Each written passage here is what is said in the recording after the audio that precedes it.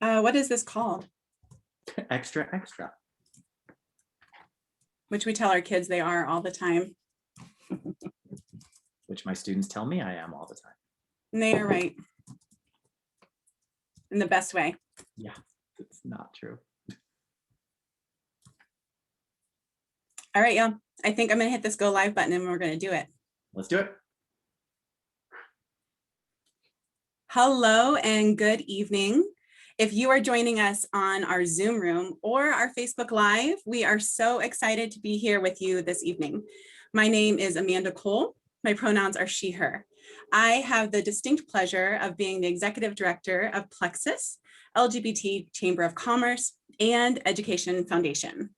We are brought together this evening by the one and only Cleveland International Film Festival and our BFF and media partner, the Buckeye Flame.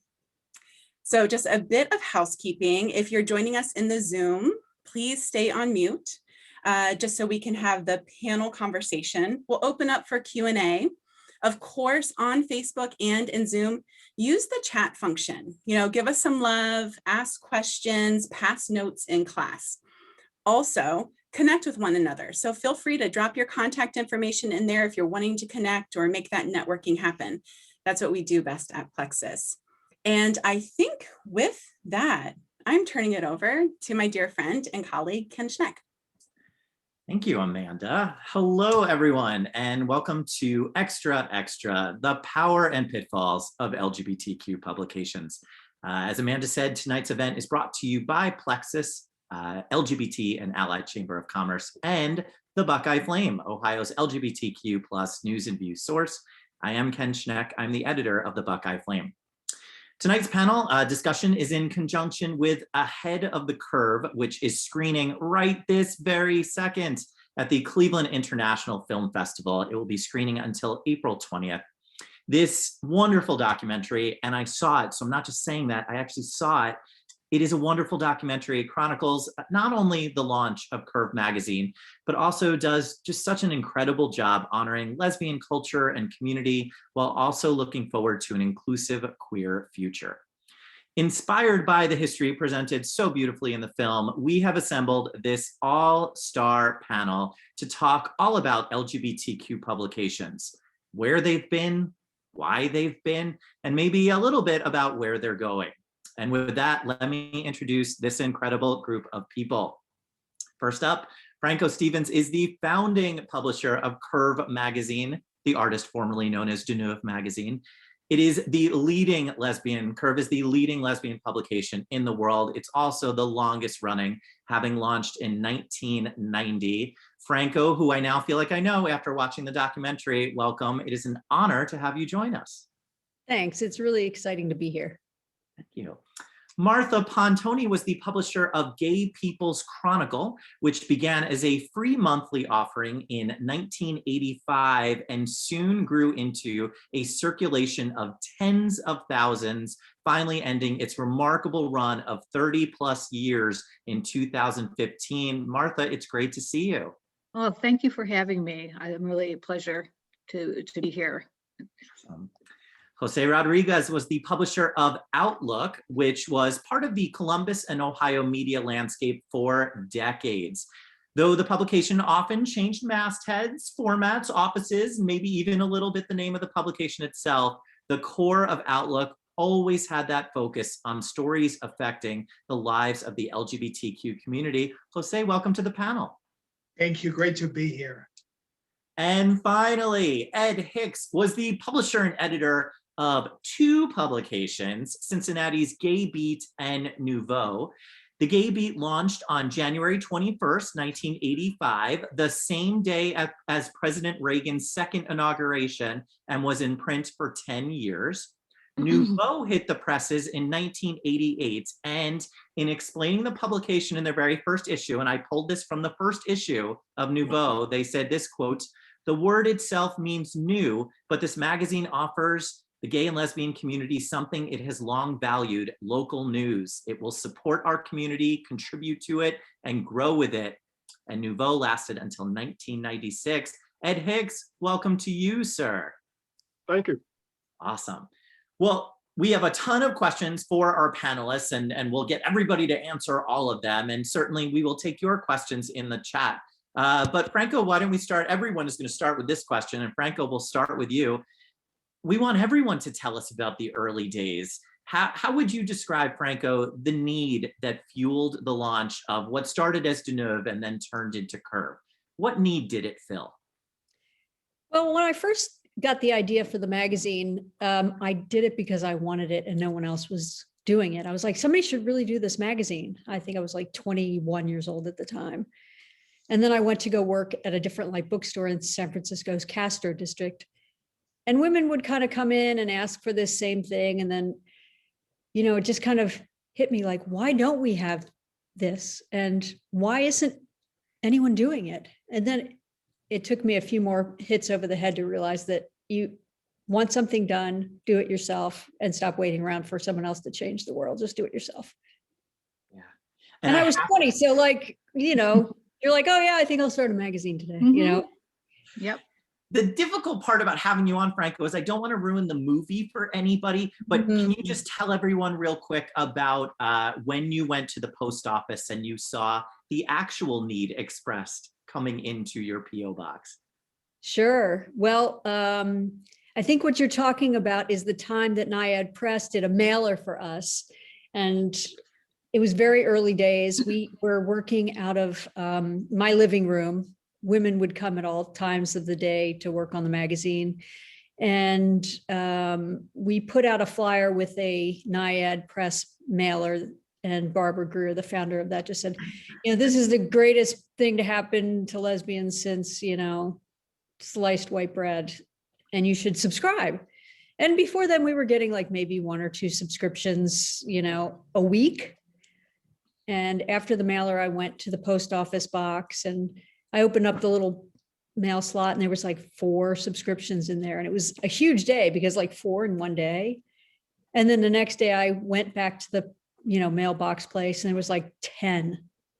And I was like, oh my gosh, 10 subscriptions in one day. And then I think it was like the 3rd or 4th day I went and I opened up that little mail slot and there was nothing in there.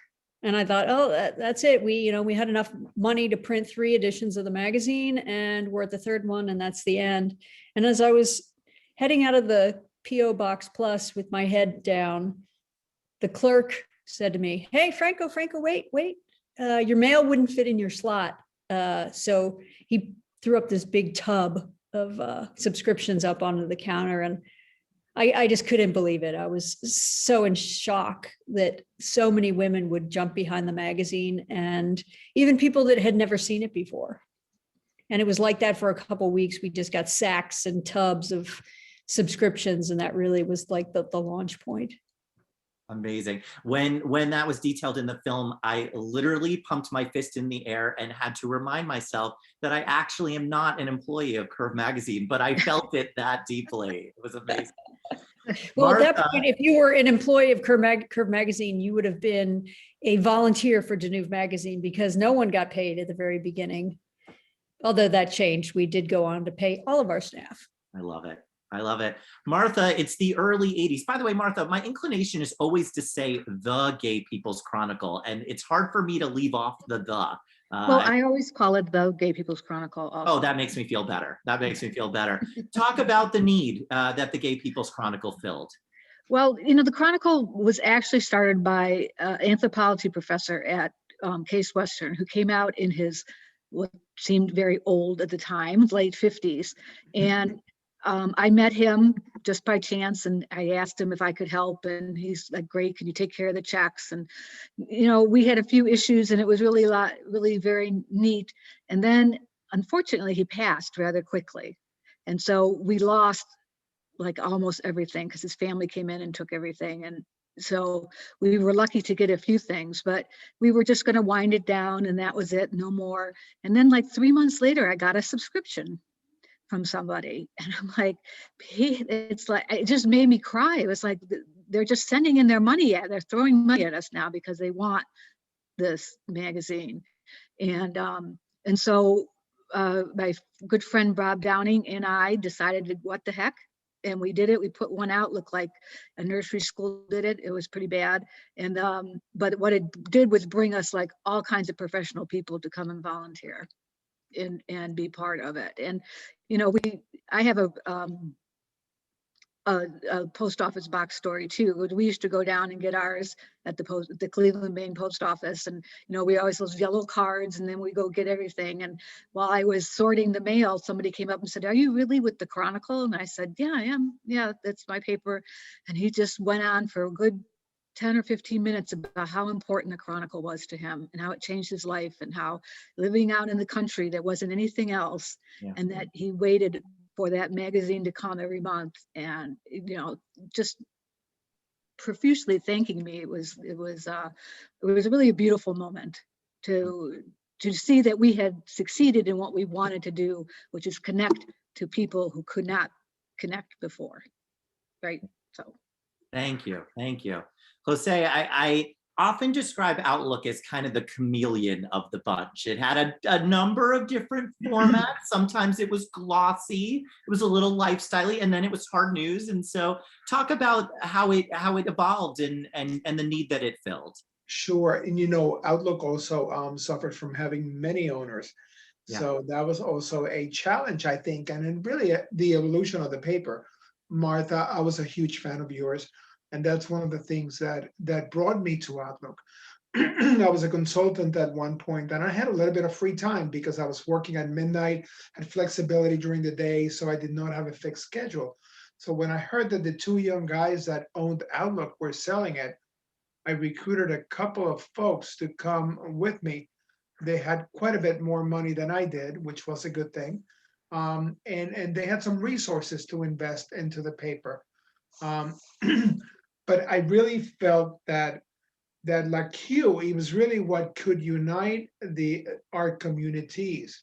And we know when I would travel to whether it's Miami or Key West or New York, San Francisco, first thing I would do is go try to find the local newspaper to try to find what was happening in the city, what was a beat for the city, what was a feeling for the city. So I understood the value of a gay and lesbian and hopefully now today a transgender publication. So it was really what it grounded me. I said when I heard they were selling it, and I thought, what if no one buys it? How are we going to communicate with each other? And also keep in mind, this was in the late 90s. So we had just come out. We were extremely organized as a community thanks to the HIV crisis. We had good systems in place of working with each other. Protease inhibitors had just come out. So we were kind of coming out of a really bad crisis, moving and fairly well organized. We were starting to fight for equality and marriage equality. And so it was a good time to have a paper.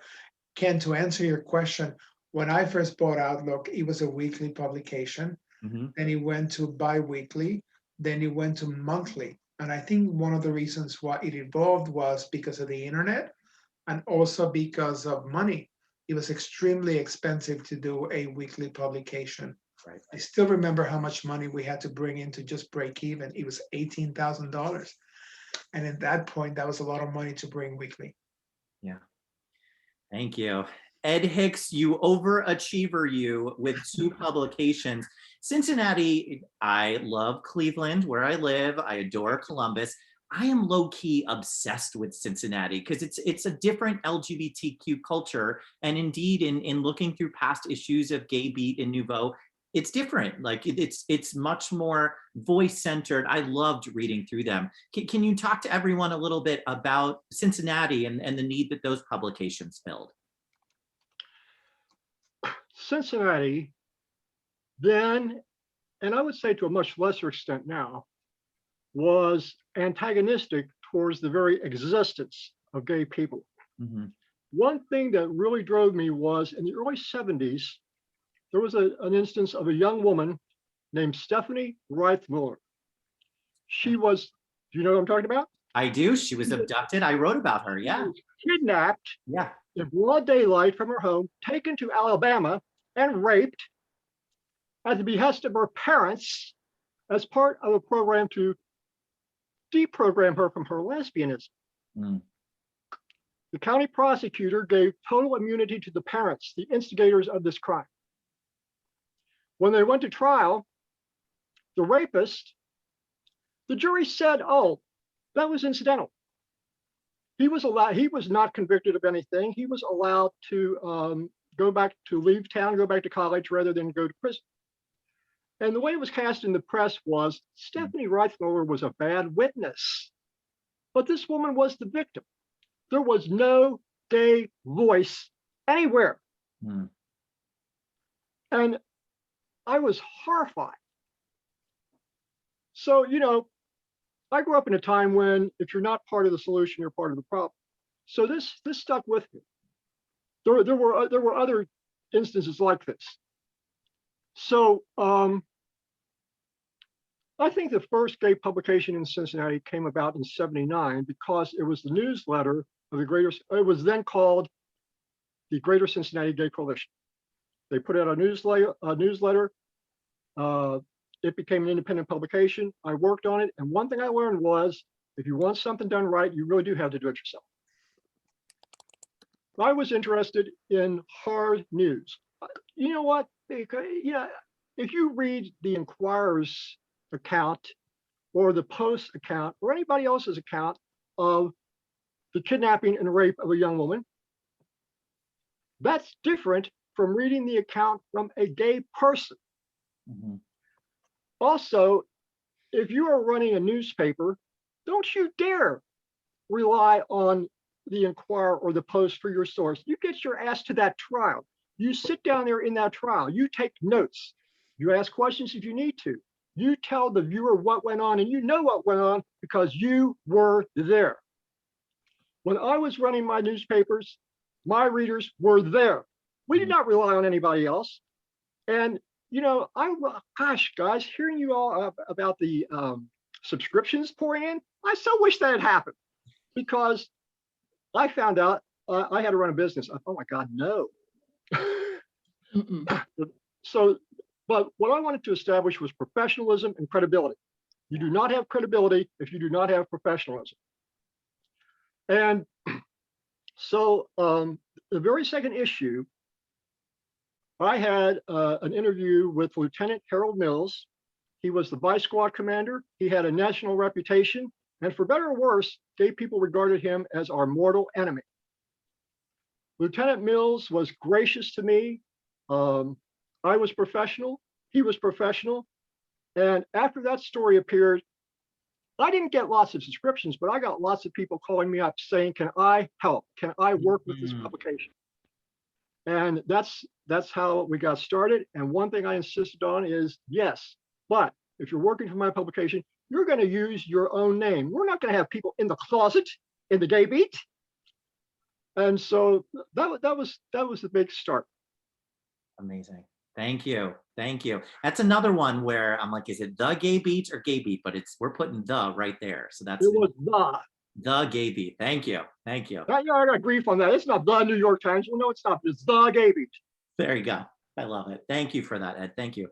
Well, let's talk about challenges, right? And we're going to get to the points of pride right after that. But let's talk about some challenges. I'm sure funding was a challenge and relevance was a challenge. Franco, you had some very specific challenges with launching a magazine called Nouveau, but you have to tell everybody about the funding piece because I've already told people this story about you and I've been called a liar. So I need you to back me up. Well, like I said, I was 21 years old and I put together my business plan, and we're talking a time of Reaganomics where, magazines were failing left and right. The interest rates were crazy. So I went into the bank with my business plan, and they took one look at me in my little dykey suit with my dyke business plan. And they were just, they couldn't say no fast enough. So then I thought, oh, you know what? I bet rich women in the community, much older, like 35, would probably love to invest in this amazing thing. It's going to actually say lesbian on the front cover. And they just looked at me like, go away, kid, you bother us. So I was like, oh my gosh, how am I going to get the money for this? So it was before the internet really was in our daily lives, that's for sure. And I thought, well, if I apply for a bunch of credit cards all on the same day, they'll probably just give them all to me because they won't see all these bings on my credit reference. So I applied for close to a dozen credit cards and I cashed them all out and I went to the horse races and I just let the money ride and it was going to happen. It was going to happen. And if not, well, then, you know, by the time I was 30, I'd be out. The bankruptcy would be off my record. And you did well. Yeah. And I did. I mean, I think I said in the story, it was like, God is a lesbian. That day, it was like so clear that this is supposed to happen. You know, it's just like crazy. And I can't say that I didn't know anything about horse racing because I grew up with it. But so I definitely knew what to look for, but it was a lot of luck. Yeah. And also I would assume a challenge. What's that? Sorry. Also, I would assume a challenge, as again, I saw the movie, so I kind of know, but having the word lesbian on the cover of a magazine. Yes, it was not done at the time. You know, I had to really fight. I mean, both internally and externally to have that. People are like, that is a bad idea. It's going to mean that people come out. Women are going to have to come out every time they want to buy the magazine. It says it right there. Even if you're standing there in the bookshelves looking at it, it's like so lesbian. And I was like, yep. And we're going to be proud that it says that. And I'm not changing that for anything. Amazing. Amazing. I'm going to switch up the order to keep everybody on their toes. Ed, talk to us about challenges. What were some of the chief challenges that you encountered running these publications? For me, money was always the big challenge. Yeah. You know, if I had an unlimited supply of that, I'd still be in business today, probably. So I would say that was the biggest challenge. Because you know, here's something that was not a challenge for me: getting a diverse staff. And you know, one thing that you said you want us to talk about is things we were most proud of. So over the years, out in the political community, we had people obsessing over set-asides on their board. How can we get enough Black people? How can we get enough women? I had a staff of Black people and white people, straight and gay, men and women. I didn't go asking for that. It fell into my lap. But of course, you know, I embraced it and brought it all together. So, you know, and by the way, and this was Cincinnati, Ohio. Right. That did not happen anywhere else in the Cincinnati area except at my paper. That is the thing I am most proud of. We had all these people working together, and here is why the organizations were not as successful. They did not offer vision. The paper offered vision. The magazine that says lesbian on the front cover offers vision. If you've got that, you've got what you need. Amazing. Awesome. Thank you. All right, Jose, let's hear about the challenges that you're allowed to talk about. Well, yeah, thank you. You know, there were some that I won't, but you know, actually Gay People's Chronicle was a challenge because there were competition and they were good, but that made us be better. In one issue, they were better on another issue. So healthy competition is always a challenge, but it really elevates each other. So we elevated each other. We did try to break into the Cincinnati market, and we weren't very successful, probably because Ed was very good. And we just weren't able to do it. It was also a new market for us. And Cincinnati, with all due respect, was a very conservative city. So it was not a good place to go compete. With Gay People's Chronicle, we were willing to do it because they were a great publication and we could fight for the market. And they were already in Columbus too. But money was always a challenge too. I mean, we were trying to go to the bars for money or for the, you know, the beer companies. Right. And some of us had issues with that. It was like, are those the folks that we really want advertising in our paper? It could further stigmatize our community. So it was always a moral struggle with where to go for our dollars. And that was always a struggle. Thank you. All right, Martha, you've already been identified as a challenge. Did you also encounter challenges? Oh, absolutely. I mean, when we first, no, I just was asked if I was muted. I don't think I am. No, you're good. So, I mean, when we first started, I think that the biggest challenge in Cleveland was the fact that the women lived in Cleveland Heights, which was on the east side of the river, and the men lived in Lakewood, which was on the west side of the river, and never the twain shall meet. And so we, you know, one of our biggest challenges was getting gay men and lesbians to work together.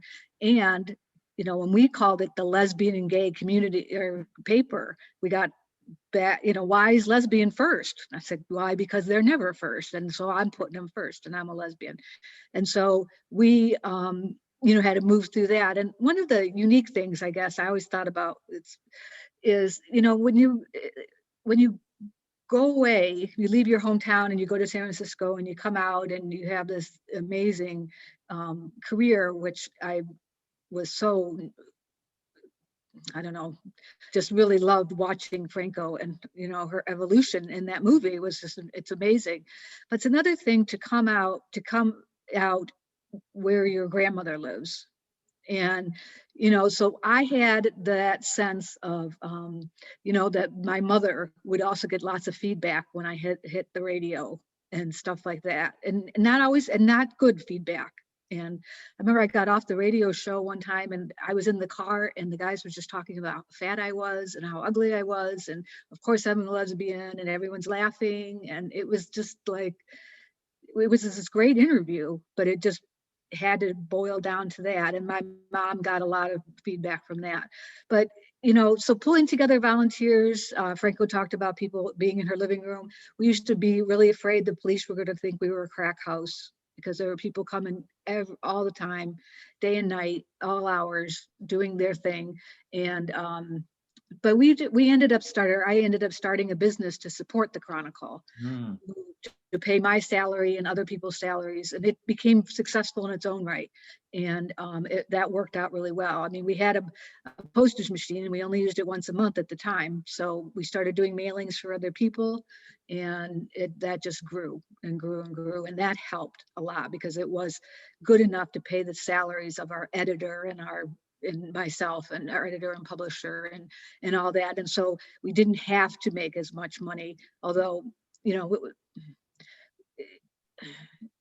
there was never enough money. So that doesn't, even between it, there was never enough money, right? But we were able to move from monthly to weekly to whatever, just by growing. And the whole personals thing really helped us a lot. But the bars, we, for some reason, got on the wrong side of the bars right away, and they refused to advertise with us. And so that also made it pretty difficult. Yeah. All right, we have to talk about those points of pride, though I would imagine, I'm hoping that one of the points of pride, Franco, was not the Geraldo appearance, because that was so cringy, and not because of you. Like, you were great, but holy crap, was that a cringy appearance on Geraldo? There was quite a few cringy appearances on Geraldo, I must say. It was kind of weird back in the day, like the National Enquirer would call us up to like get the dish, and, you know, the talk shows wanted us on because we were what they thought was like a weirdo anomaly. It's like, right, you know, talk about not being in the mainstream. We were in the shadows. Yeah. Yeah. I mean, it's with a magazine that's still going strong. As you look at the run of the magazine, as you look at your efforts, what do you identify as being the most proud of? Wow, that is an amazing question. I think I'm most proud of how we've been able to bring a community together, show the variety of faces of our community, you know, abilities. I'm a disabled person now. Things have changed for me. You know, kind of make a home base for lesbians across the country, and queer women. And at the end of the film, I don't know if you caught this, but it did say we are starting the Curve Foundation, which is officially launching. And we've hired our founding executive director. And we have our website up, thecurvefoundation.org. And I hear again and again on this panel, like how creating queer journalism is so difficult because of the funding. So the community has given so much to me that I want to be able to give back to the community. So this hasn't been announced yet. So the people on this call will be hearing it first. On the 15th of the month of April, we're announcing that I've reacquired the magazine. So we bought it back. Wow. Donated it to the Curve Foundation, where we can continue to tell our stories in a nonprofit way, and help the journalists in our community tell our stories, because nobody tells them like we do. That's why we're all so dedicated here, is because nobody tells them like we do. Yeah. Oh, So- thank you. Yeah, I've been hearing a lot that's just how so many different publications there are going the way. The Buckeye Flame, we actually launched from the start as a 501c3. That was our focus. The Windy City Times, which is just a wonderful, wonderful publication coming out of Chicago. They're moving towards that nonprofit model, and for exactly what you said, that we, are telling our stories the way that they need to be told, because they're still not being told in the way that they should be told. Yeah. Look at this. How crazy was it that, we have 30 years of publications and none of them are searchable on Google, Right. So that's one of our first projects of the Curve Foundation, is to archive and catalog all those materials. It's a lot of amazing covers too. All right, Jose, what are you proud of when you look back at your Outlook history? Yeah, I really love that, and Ed kind of hit on it, that we weren't just fluff. I mean, some of the stories that we cover were hard stories to cover. We confronted a great politician that had a bad moment, was one highlight that I can think of, and we called him on it. And that was hard. I mean, he came after us very, very hard too. But it was a great moment that we had to call him on it, and it cost us for quite a bit. He would not talk to us for a while, and we lost some advertisers. But to Ed's point, that sometimes you got to cover the hard news, and if it's not good news, they may not like it. So and that comes with our territory. It wasn't just about advertising and writing pretty stories about the bars and or a drag show. It was also about the lives that are impacted by who we are. So I was proud of that. Yeah. Thank you. Ed, we know you were proud of the diverse staff, which is incredible. And any other points of pride you want to share? Yes, I do. Please. Because not a single person has mentioned this. Tell us. We lived through AIDS. Yeah. Look what it did. And it did that to our staffs also. Now, in 1985, I was pretty ignorant about it. And honestly, I felt like, oh my God, it's science. I don't want to have to learn about that. And so I would have somebody else do the stories. Okay, so in 1987, I tested positive. So I was 33 years old and they told me I was going to die. I came to the point of feeling like it's one thing to be a professional journalist and to be objective. It's impossible for me to be objective about this. And therefore, I feel like I have to tell the readers this. I have to share with the readers what I've experienced, what I'm going through, because what else is the paper for?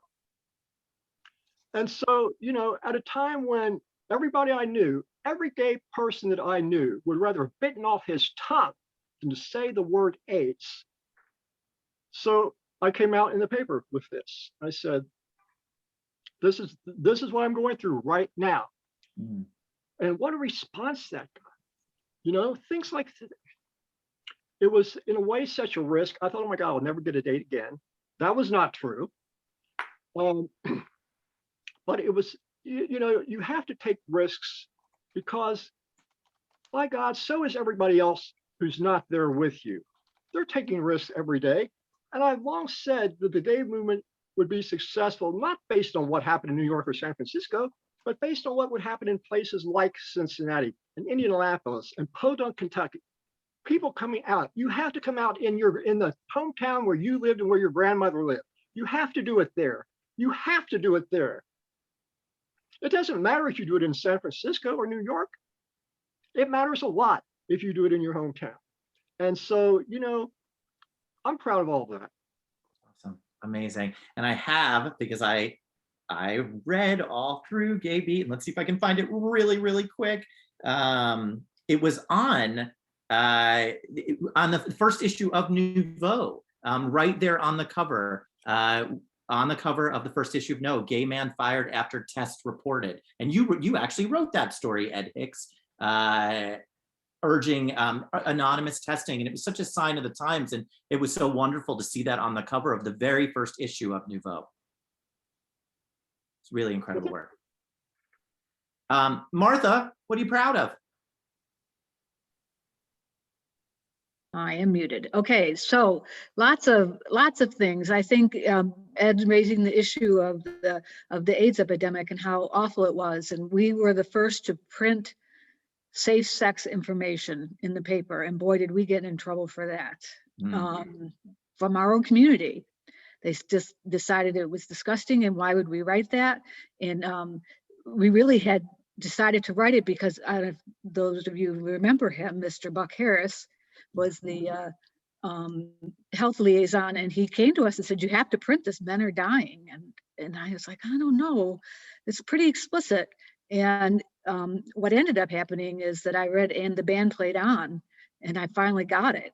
And so he said, we're publishing it. And it got us thrown out of a lot of places to be sexually explicit. Safe sex information. Another thing that we did was we did a full spread on a young man from St. Ignatius High School, which is one of the big men's high schools up here in Cleveland, who killed himself because he was gay, a young man. And his mother came to us, and we did interviews with her, and we did all kinds of follow up with it and talked to some of the other boys in his class. And it was such a sad story, but we were the only paper in the city that really covered it. And we won awards for that, and I'm very proud of Doreen Sudik, who was the writer of that, who put it all together. And it was, there was deep meaning. Of course, he wasn't the first young man to kill himself, and he wasn't the last one, but he was one that people learned about, made him a real person. And then I guess they said the final thing that, there's so many things, but people ask me what I'm most proud about is I'm sitting in a meeting with the Mayor Michael White was the mayor at the time, his liaison, and myself, Aubrey Wertheim, who is from the center. And she said, what can we do for the community? And I said, and I don't know, it just popped in my head. I said, well, we're going to have a pride parade, and we want a purple line, a lavender line down the middle of the street, like you do the green line for the Irish parade. And she looked at me, and she said, all right. And they did it. And don't you know that it upset people so much that they stopped doing the green line? So, because they couldn't just stop doing ours, so they had to stop doing all the lines. So the red line for the Columbus Day and the green line for the Irish and whatever. And then eventually it all came back, but it was a statement, it's like, hey, this lavender, that's our color, we're going for it. And it was really fun times then, and Pride was starting and all that up here. So, but many more. And, the fact that we've gone on for so long and under different leadership, I don't want to miss mentioning Patty Harris, who was a big part of the paper, who helped me so much, and then kept it going after I was finished. And someone asked if there were, in the questions, if there was a get together and do another paper. And I just want to remind this person that I'm not 21 anymore. So it's time for them to step up, because I'm stepping down. I've stepped down. But there certainly is a need for one. Besides that, we have the Buckeye Flame, which is wonderful. you know, like Jose said about competition, it really makes us all better when there's more than one. So yeah, you're dovetailing nicely into it. And I also have to give a shout out to Brian DeWitt, who is just a hero of mine. And the photos that he has taken and the work that he did on the Gay People's Chronicle certainly has inspired me to do wonderful things. His wonderful work has inspired me to do things that I hope are perceived as wonderful. But let's talk about publications. The Buckeye Flame, I always take this opportunity to say we are not the only LGBTQ publication in the state. We are currently the only statewide LGBTQ publication, but far preceding us is Kent State University's Fusion magazine, which to say that it's a magazine, a student publication, is a joke because it's so much better than anything I've ever worked on or anything I've ever produced. So if people have not checked out Kent State Fusion's magazine, those students are doing unbelievable work there at Kent State. So we love them. But let's talk about specifically about LGBTQ publications. You know, I try to go annually to the LGBTQ Journalists Association's National Conference, and there's some great conversations about LGBTQ journalists, but there are decreasingly conversations about LGBTQ media because there are so many publications that are going away. I had a wonderful conversation yesterday with Todd Stevens, who I'm sure Patrick will talk about, who's receiving the Dreamcatcher Award at the film festival this year. And I watched his movie Swan Song, and I urge everyone to watch Swan Song. It is just plain brilliant. And we talked about the disappearance of gay bars and the assimilation that's happened in the community. Let's refocus that energy on LGBTQ publications. Is there, please don't say no to this because it's going to make me not feel great about the Buckeye Flame, but is there a place still for LGBTQ publications in this day and age, and what should they look like? We'll start with you. Oh, Jose, go for it. I'm ready. Well, you know, I was inspired by what Martha and Ed both shared about their highlights of what they were most proud of. But I think as journalists or as publishers, as long as we can make an emotional connection with our audience, that is critical. So if we can tell the story and make that connection, that's what people remember. When you make that connection, that's what we don't forget. I remember the obituaries or the notes of people or friends passing away on GPC. I mean, that was extremely touching to me because I was seeing my fellow gay men, in most cases, passing away. And Buck was a dear friend of mine, so I'm so glad that you brought Buck's name. I was friends of him for 20 years, and I still miss him. But again, I just want to highlight that as long as we have the stories to tell and we can make that emotional connection with our audience, we can have a winning publication in whatever form, whether you call it a magazine or biweekly or whatever, even online. So. Yeah, I have to say one of my favorite Buck Harris stories is not even just in LGBTQ media, but he went straight to that plain dealer and he said, "Please stop using the word homosexual." Because I was in that meeting. Where you? There you go. I was in that meeting. Yep. You all created change. Yep. Amazing, amazing. What do you think, Ed? With the current media landscape, is there a place for, or what is the importance of LGBTQ publications?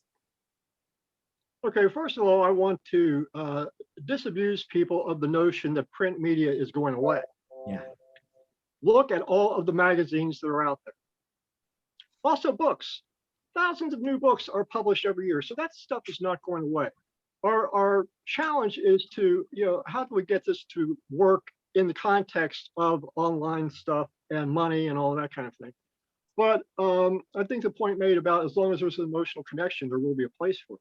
And here's another thing, like I saw in the news, somebody who was on this show called The Bachelor, which I've never seen, but I assume it's a straight show. So this guy comes out as gay. Guess what? I want to call him up and say, "You're welcome." Yeah. So, and he talked about how hard it was and all the conflict and so on. So, even though there are so many people out and even though there are so many good role models, it's still a painful experience for many people. Those stories are still there to be told, and we neglect that at our own peril, I think. So yes, there is a place for them. Yeah. I teach English composition at the University of Cincinnati, and by golly, I'm allowed to bring in outside texts. Amazingly, I found a number of outside gay texts, including excerpts from gay newspapers that I can use in my classes. So things can go around and come around.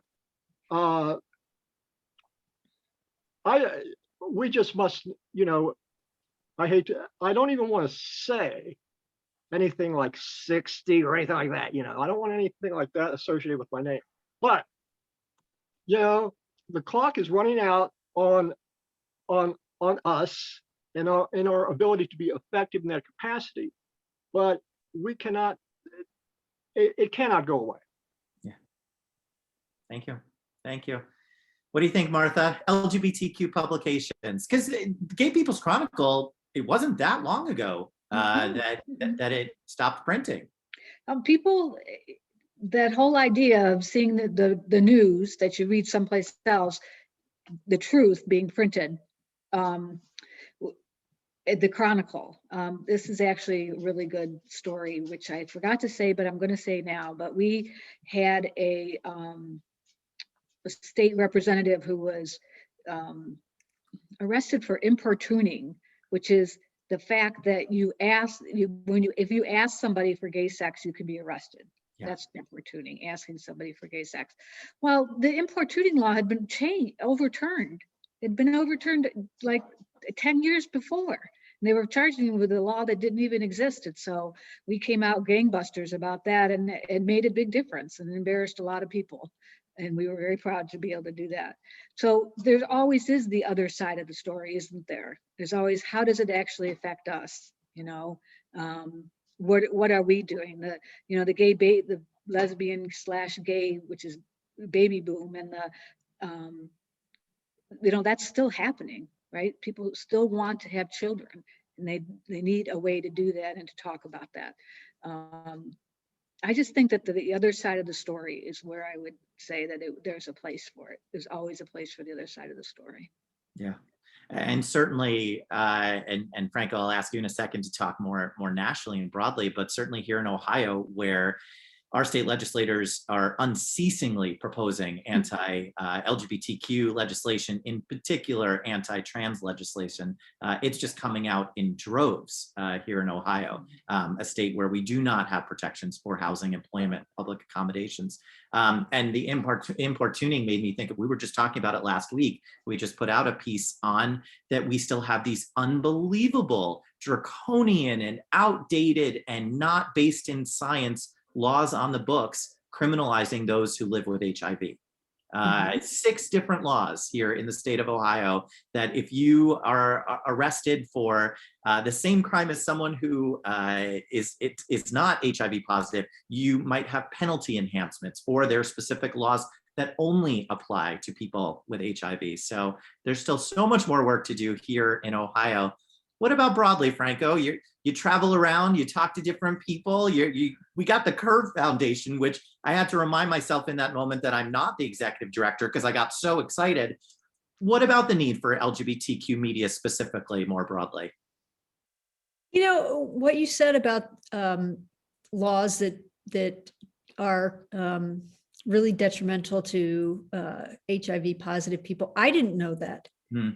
And I think, a lot of queer people, once we got marriage equality, thought, yep, that's it. We've got everything we need. We're all good. But, our rights are under threat. They're really, they're still under threat of being stripped away. There's still so many things that we don't have equality on. No one's going to fight for our equality like we are.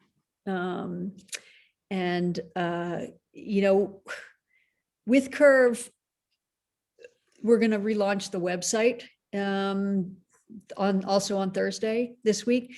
We're kind of going this retro look where we're bringing it back to old school. So instead of a gazillion news pieces, we're going to concentrate on a few things, like it's a magazine but online. So we're going to use our social media in a way to, distribute messages on a, daily, I guess, hourly basis.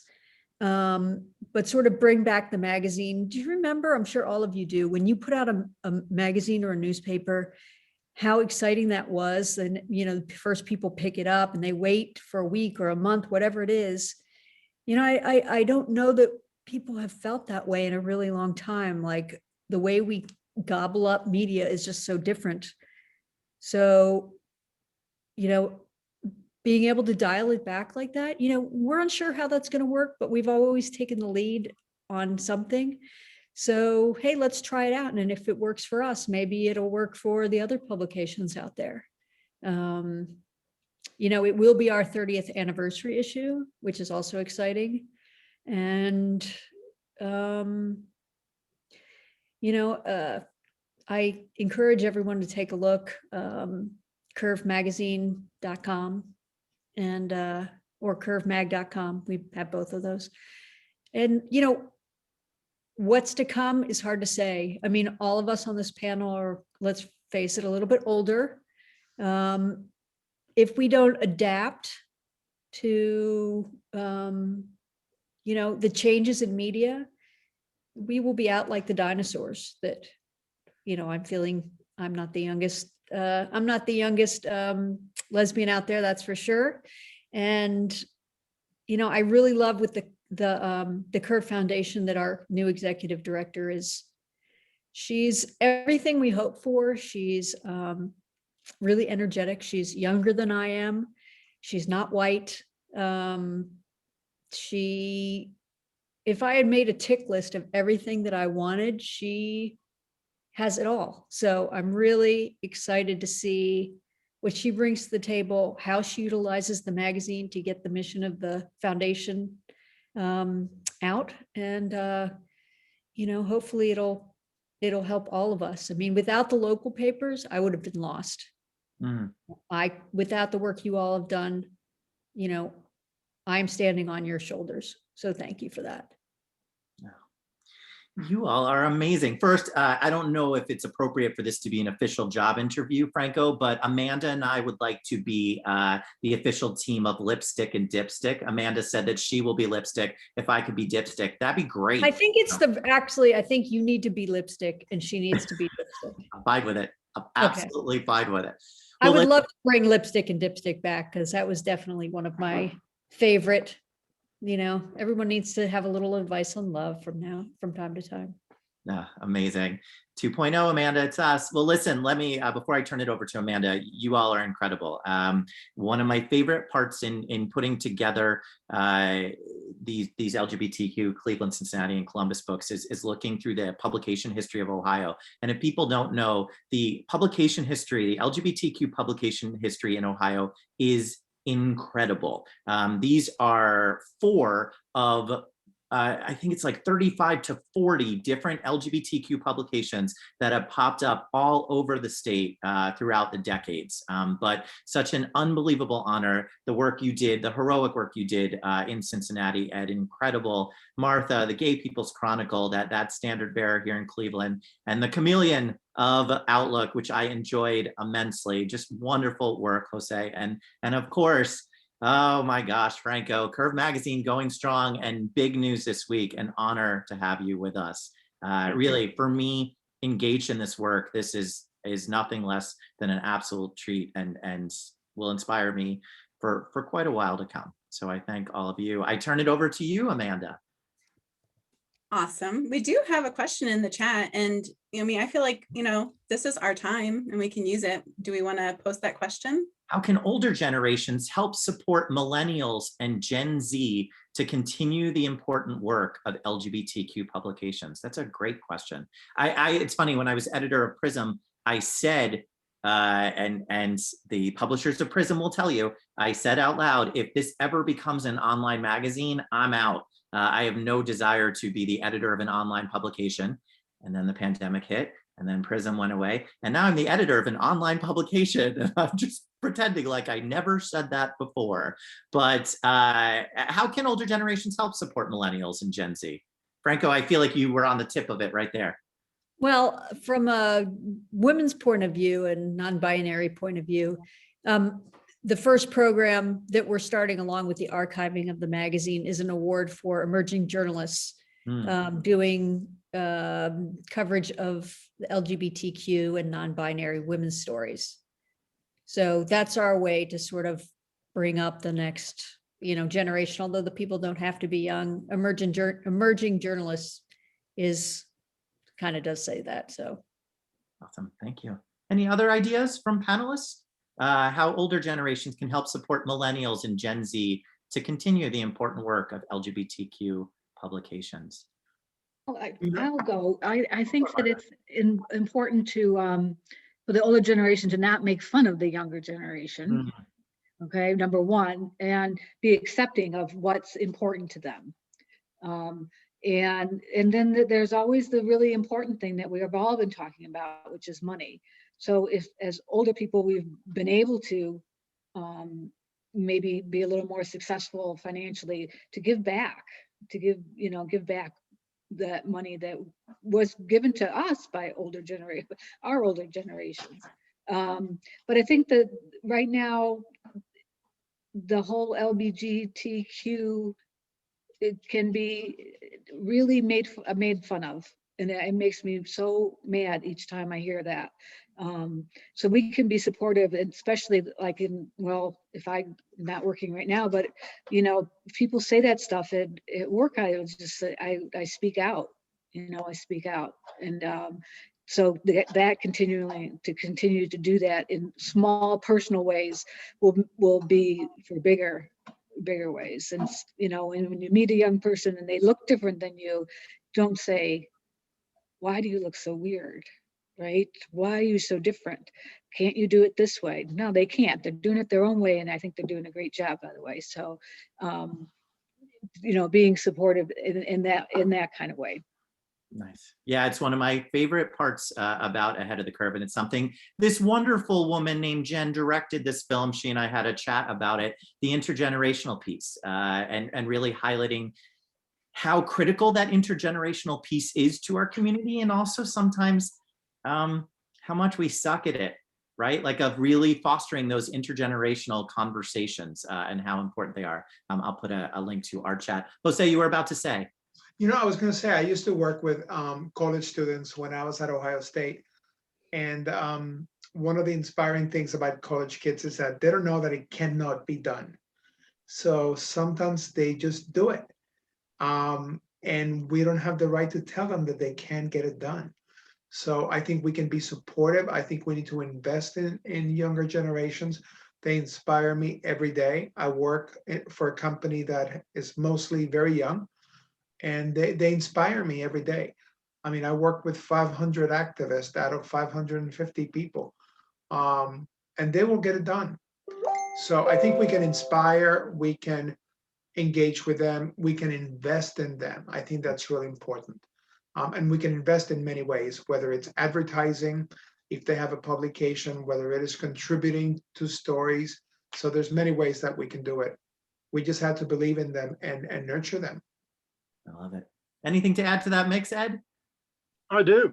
Yes, do it. Well, I want to seize on what Jose said, the word inspire. Okay, you want us to help? Listen to our story. Tell the real story, the deep down stuff to inspire people with. And also, I think it's important for us to live our story and to be, not pushy, not aggressive, but to be ourselves and to let that be known and to let that be out at every opportunity. In teaching English composition, one thing that we have to focus on is visual rhetoric. Well, the Ace Memorial Quilt. So we had a display of the quilt at UC, and I took my classes to see it, and two of the panels that I'd worked on were there, of my partners. I thought, oh my God, am I going to be vulnerable in front of these students? Yes.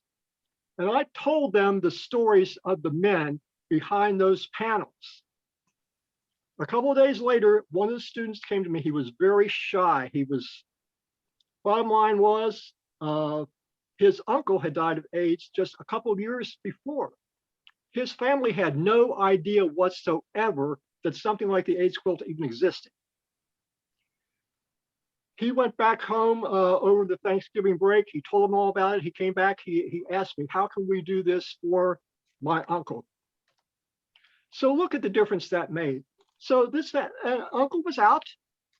I did not do anything for uncle. Uncle was gone. But uncle left in his wake a very loving family that was weighed down by the grief and the loss. And showing them this, look at what that did for them. Look at what that, look at the impact that made. Those opportunities are waiting for us around every single corner and under every single bush. Awesome, thank you. Yeah, it is multi-directional. It's supporting our younger LGBTQ siblings, and it's also creating the space for those stories to continue to be told of the older generation who have weathered some unimaginable things. So it's in both directions, and I know that's something we're constantly working on at the Buckeye Flame, is to make sure that those cross-section of voices are really there and represented. So thank you all for that. All right, Amanda, I don't see any other questions. No more questions. Wait. Straight allies. Look at that. They're all coming in. Right. Do you want to read Straight them? allies. Yeah, I mean, look, if I can take that one, it really is sharing the stories. So much of working on the Buckeye Flame has been learning, what resonates with people. And yes, I am starting to get that the drama does resonate with people in some of those stories. But it's also sharing stuff that maybe you're not that invested in, something that you might not be drawn to right away. And we've had many conversations. We've done a lot of focus groups with our allies, and they're looking for entry points. And that's where we want to push back and say, challenge what you think is an entry point.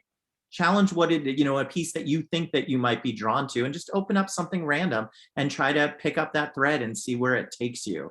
But allies play a huge role in this. And I would also add, if we can get political, because I think this work is political, especially here in Ohio, allies play a huge, huge role. The opposition to the Fairness Act here in Ohio, which is in its record, feels like 95th year being introduced, but certainly way more than the Fairness Act, way more than a decade. We really do need our allies speaking up alongside us doing this work, because we cannot seem to get that Fairness Act passed.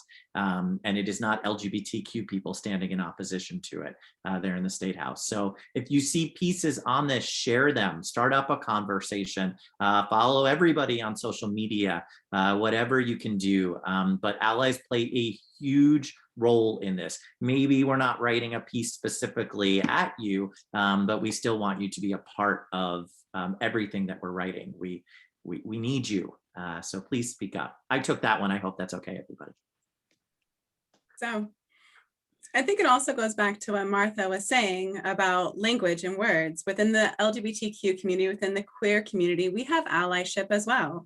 Yeah. We have ways that we can show up as accomplices within our community, outside our community, right?